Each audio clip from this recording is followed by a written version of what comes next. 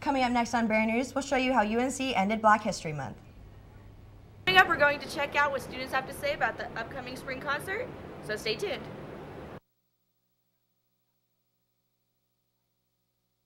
Find out who later in sports. And we've got a warm-up on the way. I'll let you know more in weather.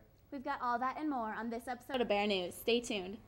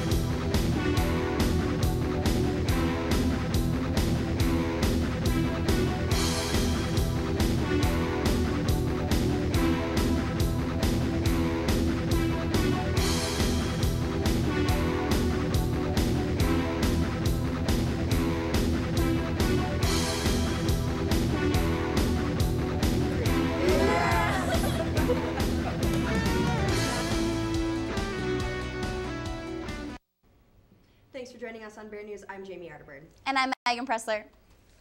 Student Senate elections are just around the corner. Candidates are currently going around getting the signatures they need in order to run for office. Students interested in running for a position on Student Senate must have attended an information meeting and picked up a packet from all the materials needed to run, including a letter of intent, an application, and a petition that requires 100 signatures. There are 9 offices available for candidates to run for. Elections Commissioner Lauren Zdanowitzki tells us more about the election process. It's turned in. It goes through a verification process to make sure they have the necessary GPA and that they have the 100 signatures. And then there's 2 open forums and 1 debate throughout the month of March, and that all leads up to the actual elections, which are April 10th and 11th. Candidates will begin campaigning after a marketing meeting on March 6th. Elections will be held on April 10th and 11th on the UC. Please make sure you stop by and place your vote so you can have a say in who represents UNC on Student Senate. As part of Black History Month celebration here at UNC, the Marcus Garvey Cultural Center brought in a keynote speaker. And boy, did he have quite the message to share. Bear News reporter Brianna Tyndall has a story. The snow and single-digit temperatures could not keep UNC students away from the University Center Thursday night. Over 60 students packed into the ballroom to hear the speech entitled The Whistle That Changed America. Keynote speaker Byron Embry shared a compelling account of the murder of Emmett Till. He resolves that this is the historical event that sparked the United States civil rights movement. This particular event served as the catalyst for the civil rights movement for the simple fact that when Rosa Parks said, I couldn't get the pictures of this young man's face out of my mind, so I said no to giving up my seats. We know what that one event started. Students and faculty alike enjoyed Embry's presentation and felt compelled to begin taking their own action. Do what you have to do if you feel inspired to do something. It is important for people, like I said, for people to understand where we came from, but it's each generation's job to make it better for the ones to come. And I think we're in the process of doing that. I'm just glad things are changing. I know that not everything is perfect, but we're working on it, and that's the most important thing. So it's good to see progress. It really just motivated me, and his whole whistle concept inspires me to really be active in all of my affairs. The whistle Embry refers to in his speech is the single action that incited the violent murder of 14-year-old Emmett Till in 1955. It is the same whistle that Embry believes started the civil rights movement of the 1960s. And it is that whistle that Embry believes is calling to all people to fight against injustice, inequality, and violence. There's a whistle being blown, and you got a choice either to hear it or to act with it. You know, Rosa Parks could have ignored it. Dr. King could have ignored it. Reporting from the University of Northern Colorado, I'm Brianna Tyndall, Bear News. Thanks, Brianna. Wow, what a great message. Sounds like that whistle was blowing loudly on Thursday evening. Speaking of Black History Month, this week we would like to highlight the many achievements of one UNC graduate and educational pioneer. Bear News Brianna Tyndall will tell us more. Raised UNC alum, prevailed as one of the first African-American school teachers in Denver. Marie Louise Anderson was born on November 24, 1912 in Los Angeles, California. In search of greater opportunities, her family relocated to Denver in 1925, where Marie attended Denver West High School. Upon her graduation, she was awarded a scholarship for her academic success, which allowed her to attend Colorado's Teachers College in Greeley. Despite the fierce racial opposition she encountered, she went on to graduate from Colorado's Teachers College in 1935. Shortly after, she passed the written and oral exams for teaching and received her letter of assignment to teach at Whittier Elementary. In 1943, she married Bill Greenwood, becoming Mrs. Marie Greenwood, and leaving the school system to focus on raising a family. 10 years later, Greenwood returned to teaching at Newland Elementary as a substitute teacher. In 1955, she was accepted as a full-time teacher at Newland, which was a predominantly white school. Since then, Greenwood has written a number of books and has been honored on numerous occasions. In January of 2010, she received the Martin Luther King Trailblazer Award, presented by Representative Diane DeGette. There is also a school named after her in a Denver suburb. Just this past November, Greenwood celebrated her 100th birthday. Reporting from the University of Northern Colorado, I'm Brianna Tyndall, Bear News. Today we'll conclude our celebration of Black History Month, but if you would like to learn more about African American achievements and national contributions, visit www.pbs.org/wnet/AA World/timeline HTML. I'm sure ready for some sunshine after all the snow we've been getting. Is sun on its way? Bear News meteorologist Paul Ford has your first look at weather. Well, Jamie, you're in luck. We've got plenty of sun on the way. Right now, it's about 37 degrees, about hovering around 50% humidity right now. We're gusting around 8 miles per hour right now, which is bringing the temperature down a couple degrees, but it's not too bad. I've actually seen a few people out there with shorts, probably because it was so cold last week. Now, when it comes to the month of February, well, that's coming to a close as March starts tomorrow. So we're going to look back at the month of February. Our highest high in February was actually 61 degrees. Hard to believe these days, but a mere 5 days later, we actually hit -6 degrees on February 22nd. And now when it comes to the snow totals here in Greeley, our average is around 5 to 6 inches in the month of February, and we were actually experiencing a little bit of a drought heading into this month, but this past week of snow, we gained nearly 10 inches, adding to a total of 12.1 inches of snow this month in Greeley. Now, there actually is a chance we could get a tiny bit more snow tonight. It won't add much to the total, but I'll let you know all that later. And we've got a possibility of 60s. Back to you guys. Thanks, Paul. Coming up after the break, we have an update on a recent UNC graduate. Stay tuned. We'll be right back. I joined Bear News to get real-world experience and learn what it takes to be a broadcaster. UNC sends hundreds of students out into the real world each year. You will find alumni in all parts of the world doing some pretty awesome things, such as musician Tyler Ward, who graduated a few years ago. Bear News reporter Garrett Spradlin talked with Tyler to see what he's been up to since leaving UNC. You may recognize Tyler Ward from his YouTube videos, but since then, this Denver boy has been traveling the world with his US, Canada, and European tour, playing in places like Paris. Tyler graduated from the University of Northern Colorado just a few years ago. I credit a lot of the success to learn the lessons learned in college. Currently, he just released his first EP and signed with Sony. It's a division of Sony, actually, Germany, Switzerland, and Austria.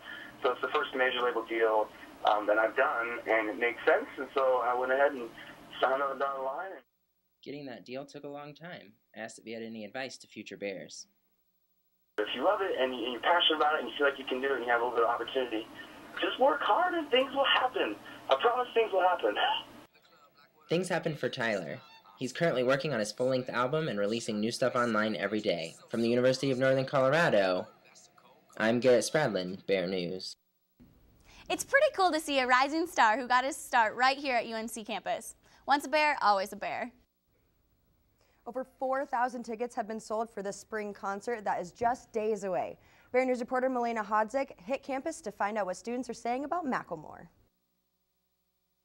I'm pretty excited about it actually, just because I only know that Thrift Shop song, but I heard that UPC booked them 3 years ago, and so the fact that he yeah, got real famous enough that we're all excited about it. It's a big deal. Well, I'm really excited. I got tickets. I don't know him very well, but I heard he's really good. I've heard a couple songs. A really popular one on the radio right now, so I decided to get some tickets, and I'm excited. That's actually really exciting. My friends actually went to a Macklemore concert. He goes to Gonzaga, and yeah, and he said it was really awesome. So it's really interesting that we get a big name here coming to UNC. You know, I'm pleased that we have this concert because it's drawing a lot of attention to the university, potentially connecting the community with the university. Reporting from the University Center, I'm Melina Hodzik, Bear News. Thanks, Melina. We'll have all the details about the spring concert next week. With the help of some brand new faces, the Colorado Ice is looking to leave its opposition in the cold this year. Bear News reporter Raymond Janoctonier broke the ice on this story. Touchdown. Interceptions.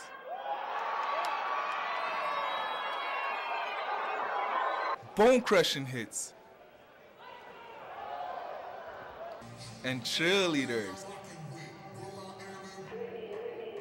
The NFL season might be done, but the game is not over just yet. Thanks to the Colorado Ice and the Arena Football League. What's up, UNC? We balling out here. Ice. For the next 4 months, the Budweiser Event Center in Loveland, Colorado will be a place where Northern Colorado residents can let loose and enjoy a good old football game.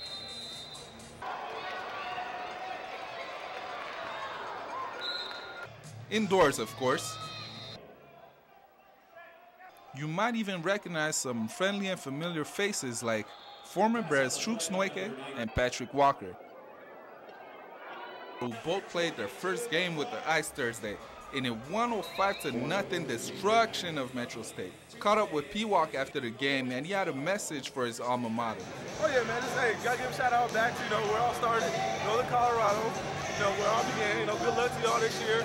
I'm out here grinding, man, no matter what, so, keep your head up, buy into the program, everything else is falling in place. Reporting from the Budweiser Center in Loveland, Colorado, Raymond Janoctonier, Bear News. 105-0. Ouch. The Colorado Ice really put the heat on this one. Paul, we've had some snow lately. Can you let us know when it's going to warm up? Well, Megan, with March beginning tomorrow, it's actually going to start feeling a little like spring. We're looking at a chance of 60s this next week, but I'll give you all the details after the break. Salut tout le monde, comment ça va? My name is Raymond Janoctonier. I'm the French guy from Montreal, Quebec, Canada. Listen, I just joined Bear News to have fun, meet great people, and perfect my craft in the pursuit of my dreams. So I thank you all for your support. You guys are great. Je vous aime beaucoup. Merci.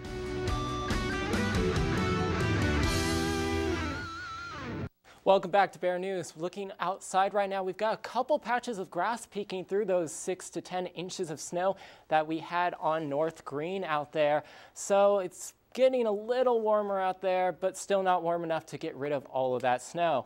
Looking at the national radar right now, we see a lot of pretty much just high pressures everywhere. It's pretty nice across the nation after especially the Midwest having that winter storm Rocky. It's pretty nice to have a nice calm day. Here in Colorado, we've got a few clouds over the Greeley area right now, into Fort Collins and into Broomfield right now, but we're going to see those taper off, but they could produce a couple snow showers into the evening. Right now, the temperatures around the nation, we've got some 30s into the 40s into the Midwest, and if you're further south, we're looking at anywhere between 50s into possibly 60s or 70s if you're in the California area. When it comes to Colorado, though, we're looking at mostly 30s around the Front Range. We're looking at about 35 here in Colorado Springs, 36 in Denver, and 34 in Lyman. The high for today, we're actually at it right now at about 37 degrees right now, a little lower than our average, about 44 degrees, but our low for today was around 20 degrees Fahrenheit. Now, when it comes to lows for tonight, we're looking at about 11 degrees here in Denver right now. If you head further east, we see temperatures around Dodge City at about 5 degrees, also 5 degrees in North Platte. Now, futurecast into tonight, we're seeing some scattered snow showers, possibly into the mountains. We're going to see a couple inches of snow in there, but a couple of those snowstorms are going to peak here into the Denver metro area as we head into the night. Here in Greeley, we're looking at anywhere between 10 to 20% chance, but if we do get a little bit of that snow, it's not going to be much accumulation, if any at all. Forecast for tonight, like we said, anywhere between 7 o'clock and midnight, we're seeing a chance of snow, but we're not going to put it into the forecast because if it is, it's just going to be a couple flurries. We're seeing temperatures drop from 32 degrees to about 24 degrees as we head into the evening, 19 degrees into the morning. Tomorrow's forecast, though, getting a little warmer out there, about a 10-degree increase at about 43 degrees, sunny skies, and the winds won't be too much of a factor. This weekend's forecast, we're looking at 50s into Saturday, and Sunday we're looking at 59 degrees. Now, one thing that is happening on Sunday is the Macklemore concert. If you're going to be standing out there in line, better make sure you're out there first if you want a good spot out there. If you're out there at about 4 o'clock, 2 hours before the doors open, it'll still be a nice day at 54 degrees. But when the concert starts, we're looking at clear skies at about 45 degrees. And around 10 o'clock, as the concert should be letting out, you might want to bring a jacket because it will be about 37 degrees.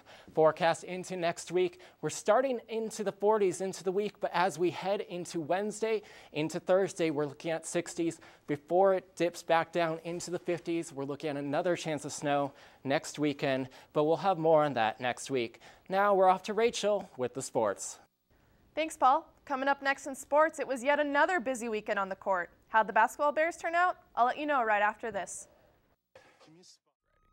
I joined Bear News because I wanted to be a journalist since I was little.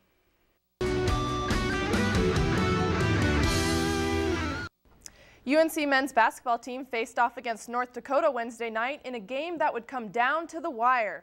The Bears took an early lead, but UND never fell too far behind. Shane Benton hit this shot from behind the arc to make it a three-point game.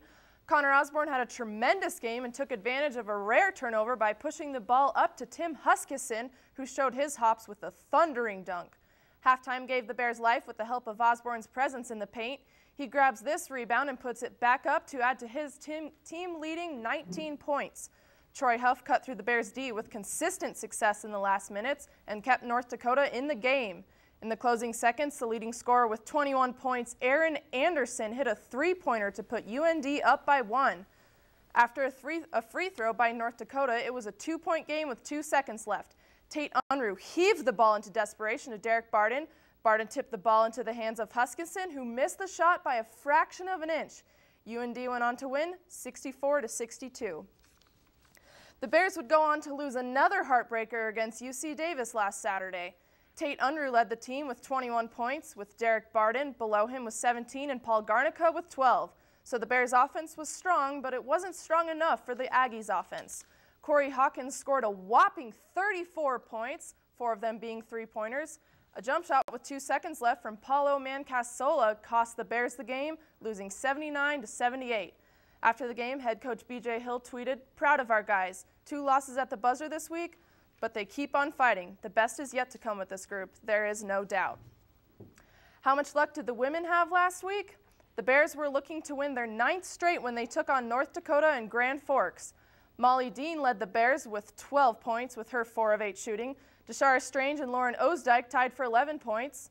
Even though the Bears only shot 31% from the field and 25% from the three-point line, it was their defense that brought them to a win. UNC had 16 steals, 5 of them coming from Lindsey Mallon. It was a low-scoring game, but the Bears' defense brought them to their 9th win with a final score of 44-41. After the victory, the Bears traveled back home to host Southern Utah last Saturday at Butler Hancock. This game was the Bears' first loss at home this season. Deshara Strange scored 24 of the Bears' 57 points, but that wasn't enough to bring them to a win.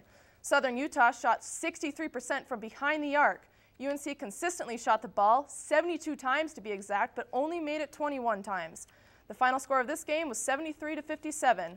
While the Bears clinched a spot in the Big Sky tournament, they will need a little help in order to host it. The UNC softball team headed down to Georgia looking for some wins. To steal, they did just that too. 3 matches in 2 days resulted in an undefeated weekend as the Bears downed Akron, Georgia State, and tied North Carolina State at 0 on Sunday. Megan Wilkinson threw another gem, going the full 8 innings against NC State and allowing just 2 hits and 1 walk on the day. From here, the Bears are off to Texas, where they'll take on Jackson State, McNeese State, and Texas Tech at the Texas Tech Invitational. The team doesn't return home until March 27th against UNLV. The women's basketball team has taken the court with passion to come out on top this season, but junior guard Deshara Strange has put a bit of her own rhythm to come out on top. Reporter Melina Hodzik has the story for us. She has set multiple records in her career here at UNC and has helped her team climb its way to the top. But who exactly is Deshara Strange? We take a step onto the court to find out.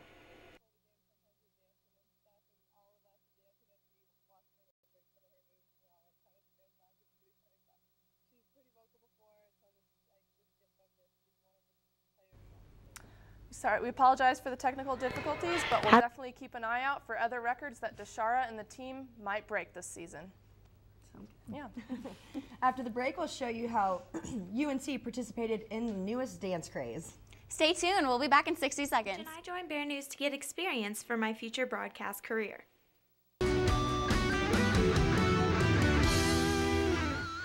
Crazy costumes, loud music, and wild dance moves have got the nation in a shaking frenzy, and UNC is no exception. Bear News reporter Brianna Tyndall has more on the latest dance crave. What could a pizza, a wolf, a priest, and a dog all have in common? The Harlem Shake, of course. Not sure what I'm talking about? Not to worry.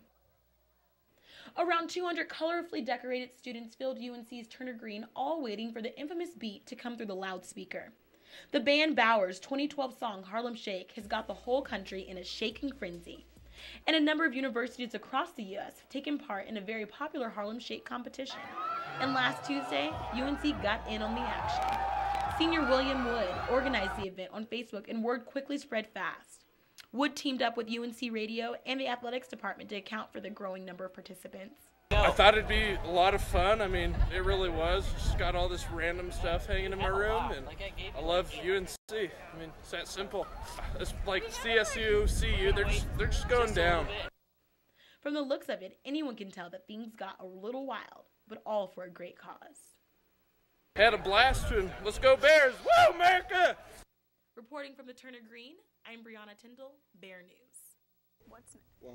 Wow, that looks like a great time and a great way to show off our Bear pride. Okay, first Call Me Maybe, then Gangnam Style, now Harlem Shake. What's next?